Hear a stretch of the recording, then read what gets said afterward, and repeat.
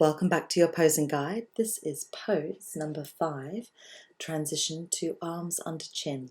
So from your tummy pose, you're going to bring your baby's legs out first, just from under their tummy and just comfortably behind them, and then placing one whole hand directly under your baby's arms, head, top of their chest, however much of that top area that your hand will hold.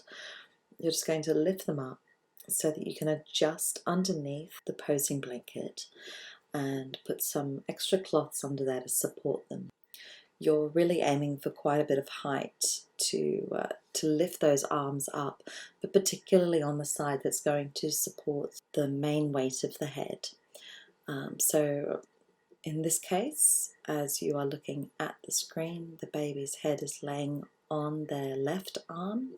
So you're going to place some extra cloths underneath the left arm, bring that left arm underneath the baby's jawline. That way you are bringing the chin out and away from their chest and out towards the light. If you need to lower their bottom down further in order to bring the top of their body up higher, you can either remove any cloths or any extra padding that's underneath their bottom just to help to lower them even further down, and of course support them behind their legs and behind their bottom so that they don't just sink.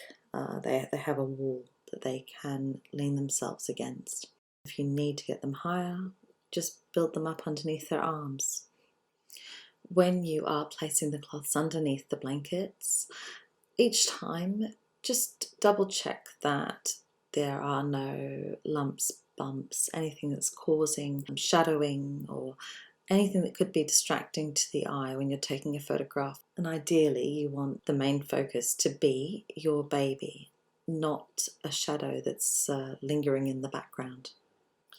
And one final point, if you need to move your baby at all, just bring them up at all, try and do it as a whole section. So hand underneath the front and lifting, supporting their head so that that connection between their head and their arms doesn't move.